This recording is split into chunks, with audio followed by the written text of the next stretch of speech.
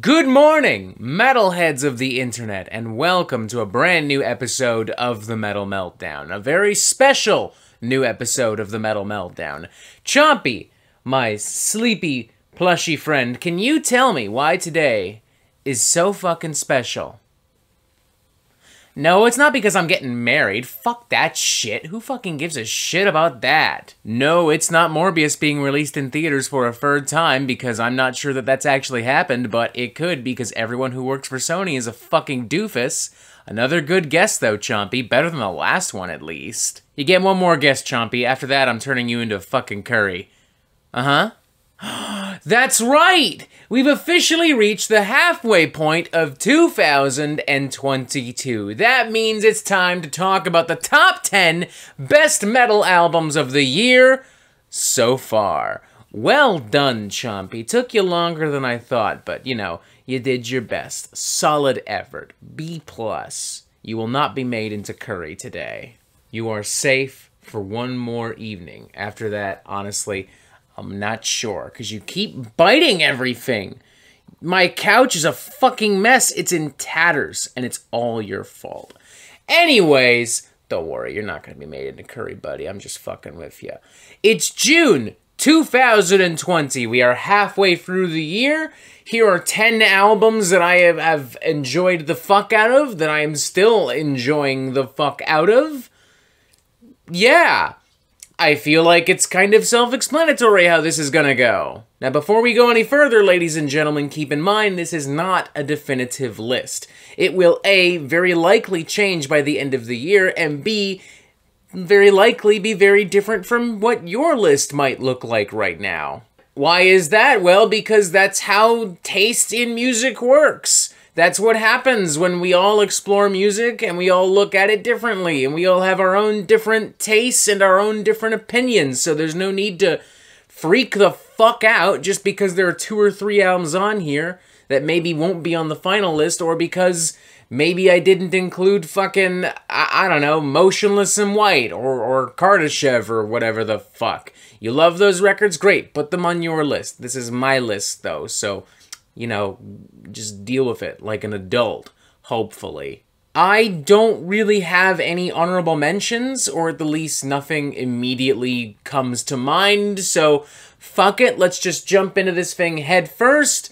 Let's start with Erebus from Venom Prison, released February 4th via Century Media Records. Easily their most ambitious record to date in so many ways, expanding on the absolutely crushing modern death metal of records like Animus and Samsara in all kinds of new and exciting ways. It's a more poignant record, it's a more evocative record, it's a more ambitious and technically proficient record, some of the best production we've heard from Venom Prison, some of the best musicianship and songwriting we've seen from Venom Prison. Tracks like Veil of Night, Technologies of Death, Golden Apple of Hesperides, Judges of the Underworld are so impactful for so many reasons. Lyrically, they deal with a lot of different things. Musically, they have so many gnarly, crushing riffs and grooves and breakdowns and solos. Larissa Stupar remains one of the best singers in death metal right now. Her range is fucking insane. I love the way she experiments with very soft-spoken, very gray, kind of clean vocals on tracks like Pain of Osiris, which, Speak of the Devil, might honestly be the best song I've heard all year still. Like, I fucking love this song. I would die for this song. Erebus is basically everything I already loved about Venom Prison, but bigger, bolder, louder, more provocative, slightly more political charged in certain songs. It's just a fucking great record from start to finish. One of the best death metal albums of the year, in my opinion. Next up, we have Synchro Anarchy from Voivod, released February 11th via Century Media Records. It should not at all be a shocker to see Voivod on this fucking list. I love Voivod. I love almost everything they've done. The 2010s in particular were pretty great for them. I loved Target Earth and The Wake, and I loved all the splits and EPs they did in between these records. Synchro Anarchy, I will say, I think is the strongest of this modern era of Voivod. It is their most cohesive and their most refined. Their weirdest while also being their tightest. Like, there are so many totally bizarre anguished and angular melodies and patterns and soundscapes.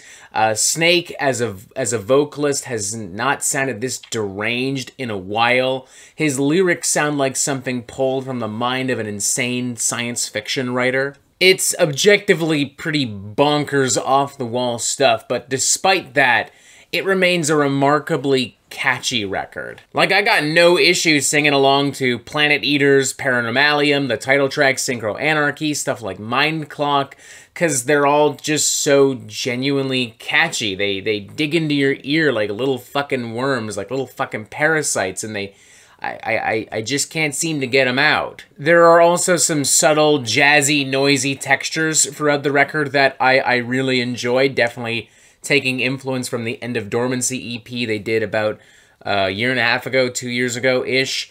I love the very organic live production. Like, it really does feel like Voivod is playing this in my fucking living room, which is quite an accomplishment because my living room is fucking small. It's just Voivod doing what Voivod do best and doing it better than they've done it in a while, which is saying a lot because they've kind of been doing it pretty good up till this point to begin with. I would argue this is their best album in a very, very long time, like, since some of the stuff we heard in the 80s. If you haven't checked it out already, what the fuck is wrong with you? Go check it out. Next up, we have Goddess by Slagette, released March 18th via Century Media Records again. Holy shit, I'm noticing a bit of a pattern here. And before somebody gives me shit, the band themselves told me that their name is pronounced Slagette. That's what they fucking told me. So, before someone comes in here going, you did it wrong, tell that to the band. Tell it to the fucking band. Okay? Okay, anyways, onto the album. Goddess. Slagette's records beforehand were pretty solid, but this definitely feels like the moment where their take on blackened heavy metal chaos and mysticism really feels the most realized and the most powerful. This is some of their best songwriting and production to date. It's wild, it's dark, it's mysterious, it's chaotic and rambunctious, full of ripping, blackened speed and heavy metal riffs and jams. The vocals are venomous and in your face. The atmosphere of the record is confused, but in a good way. Like, there's a fog that covers everything. It's a spooky record. And what I love about this record is how immersive it is. Like, at first, it feels like a pretty straightforward kind of blackened speed metal record, you know? Like, in the vein of something I might expect from Bewitcher. But then as time goes on, it starts to get a little bit more crazy, a little bit more chaotic and angular and jagged. Not quite avant-garde or prog, but definitely some weirder flavors and textures are being brought into the mix as the album goes on. And, you know, Slagette take full advantage of all of that. And it makes for some seriously awesome stuff. Hunt Again, Fealty Thunderwhip, the album's massive, gargantuan title track, Goddess. It's a fantastic record from start to finish.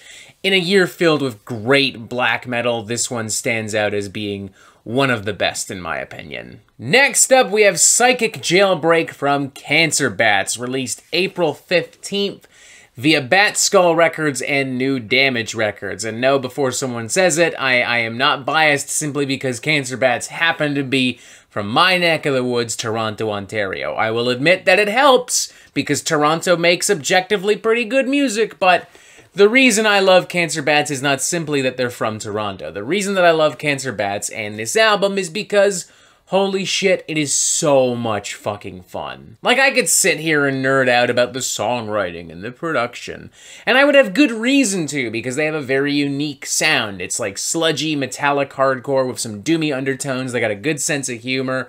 You know, the production is rich and crunchy and crispy and everything you want from any kind of record in any of these genres.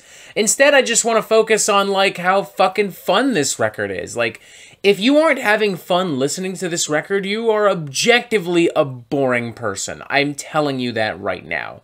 You're boring. Like, with all the crunchy, doomy kind of stoner metal riffs and the hardcore breakdowns and like all the thrashy mayhem that sometimes comes up as well, like, this album feels like getting drunk in a skate park. This album feels like a party that never fucking stops in the best way possible. The title track might be tied with the aforementioned Pain of Ozai's as being one of the best songs of the year. I mean, it's just such a bona fide fucking ripper, with Cancer Bats kind of tapping into their love of Black Sabbath and applying it to, like, this kind of sludgy, psychedelic hardcore. Like, it's so fucking good. As are tracks like Hammer On, Pressure Mind, Radiate. This thing is filled with bona fide fucking jams. Like, it's fun. What more do you want me to say, man? If you are not having fun while listening to this record, I honestly have to assume you are just fucking boring, because this record is just that fun to listen to. Next up, we have Ecstasies of Neverending Night from Devilmaster, released April 29th via Relapse Records. These guys turned a lot of heads with their punky and provocative debut, Satan Spits on Children of Light. Still one of the best album titles ever, might I add. Like, that is definitely one area where the debut has this beat. But in every other fashion, this is a much bigger and better record. It feels like an expansion on what the band was doing on that debut and on other demos and EPs. It's like a culmination of everything they've done up to this point. It's weirder, it's darker, it's louder, it's more authentic, with the entire record recorded live to analog tape, and it's just fucking fantastic. It's like a Molotov cocktail of 80s speed metal and Japanese hardcore and classic punk, first and second wave black metal, some psychedelic textures. It is such a fascinatingly bizarre and unique record. Despite that, it never feels like super overwhelming. Like, it's not like this goes into full-blown nonsensical avant-garde territory. The songwriting is super tight. It's actually pretty accessible. Like, it feels very much in the vein of, like, classic Mayhem, but mixed with, like, classic Venom and Motorhead. Like, tons of ripping guitar solos and harmonies, but everything is caked in fuzz and static and blood and black magic. And I love it. I love Acid Black Mass and Shrines in Cinder. I love the album's title track, Neverending Night. It's just so fucking good. It's so satisfying. Every time I return to this record, I'm having so much fun. I'm discovering more and more and more and more. This is one of the best albums of the year. This, along with the Venom Prison record, is one of the few I could actually picture being on the final top 10 at the end of the year. Like, I've come back to these two records the most. So, yeah, the odds are in your favor, Devilmaster. The 2022 crown may indeed be yours. We shall see. Next up, we have an album whose name I don't know how to pronounce, from a band whose name I think I can pronounce. I think they're pronounced Zompantli, I think. I'm probably wrong, though, because I'm a dumb white asshole, and this is a Mexican Death Doom band, so I've probably gotten something wrong. Irregardless, the album was released May 6th via 20 Buck Spin, and it is without question one of the heaviest records released this year. This isn't even up for debate. It is fucking gnarly. Brutal, oppressive, bloodthirsty Mexican Death Doom with indigenous instruments with influence from native Mexico. It is an uncompromising listen from start to finish, pulling influence from classic Death Doom like Autopsy and Incantation without seeming too samey or repetitive or cookie cutter. You know, like so many other modern Death Doom bands who listen to Autopsy and Incantation once and go, yeah, I'm gonna just do that forever. It helps that there's also influence from, like, classic Cannibal Corpse and Suffocation.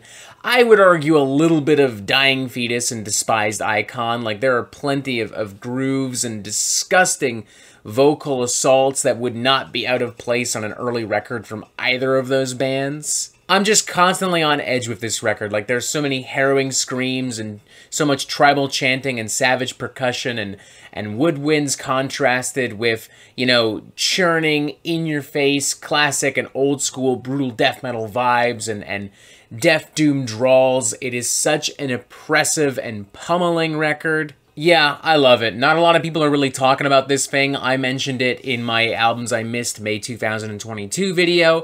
This is another reminder to check this out because it's the best Death Doom record of the year. I know I said that about Temple of Void, but that was just clickbait nonsense. This is actually the best Death Doom album of the year. You need to check it out.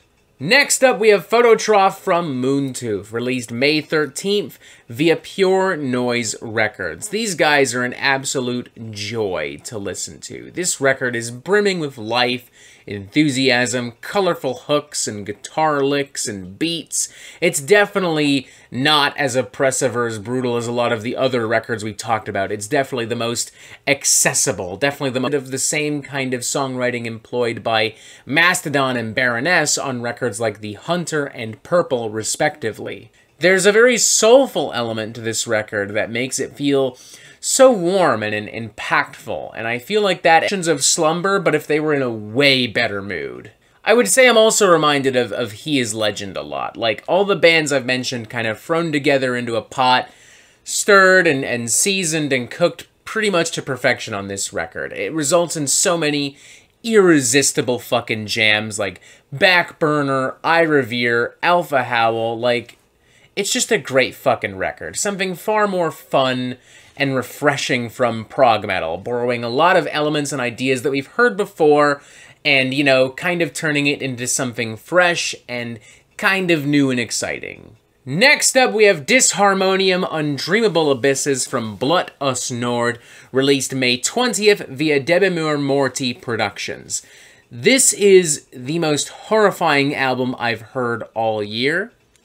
It is a terrifying creation of Lovecraftian proportion. It is epic inside. Change my review from a 4.5 out of 5 to a 5 out of 5. You want to know why I'm going to do that? Because it's a fucking perfect record. Straight up. From start to finish, an absolutely chilling display of atmospheric and avant-garde black metal. Inspired by the works of H.P. Lovecraft, it is a Cthulhian beast.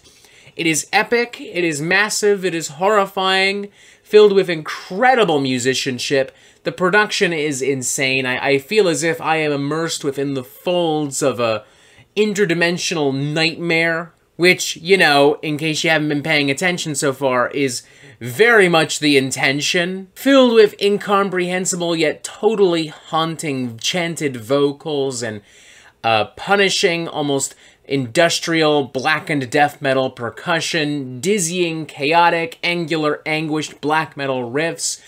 It's just a horrific fucking record. Singling out any one moment of this almost feels like a disservice too, because everything flows together so beautifully and so naturally. Blut Us Nord have always been masters of experimental black metal, and this record very much cements why.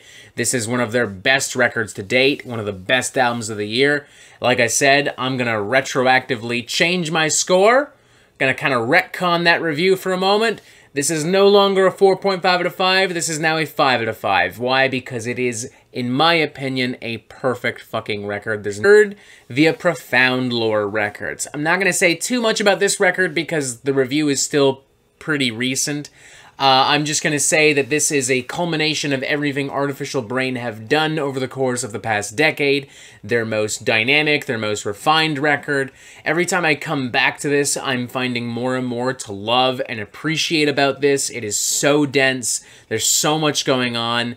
These guys have kind of been masters of technical and avant-garde death metal for a decade now, and it's clear they will continue to be masters of this genre, even with the band's singer, Will Smith, no, not the Fresh Prince Will Smith, leaving the band. This thing fucking slaps, much like the Fresh Prince Will Smith, and I highly, highly recommend it. I also highly recommend you check out my video review, which literally came out a week ago as of this recording. So, yeah, Artificial Brain. Yeah. And finally, we have False Light from White Ward. Isn't that interesting? I haven't actually reviewed this album yet. Huh. I must feel pretty confident that this is an incredible record to be placing it on this list if I haven't actually reviewed it yet. Isn't that fascinating? Fuck you, you're definitely getting turned into curry now. Fuck you. That's gonna be the sequel to a record. Chompy Curry. He would taste delicious, let's be honest here. He would. What's the name of the album again? Rock and Roll Alligator. So look for Rock and Roll Alligator from Chompy, out via Sony, obviously. Obviously he's signed to a major label because he's a major artist. Yes. Obviously. Let me know what your favorite albums of the year are, from metal or otherwise. You know, I don't listen to just metal. Feel free to tell me about, I don't know, the new Harry Styles record if you dug it. The new Beach House record, or Orville Peck, or whatever the fuck. I don't fucking know. You listen to whatever you listen to, man. Just tell me about the best music of the year so far. In the comments below, I will tell you I've actually personally enjoyed that new Orville Peck record, come to think of it. And Beach House. I haven't listened to the Harry Styles thing. I don't know. So you get updates fucking immediately on everything the Metal Meltdown is doing, and as always, you have your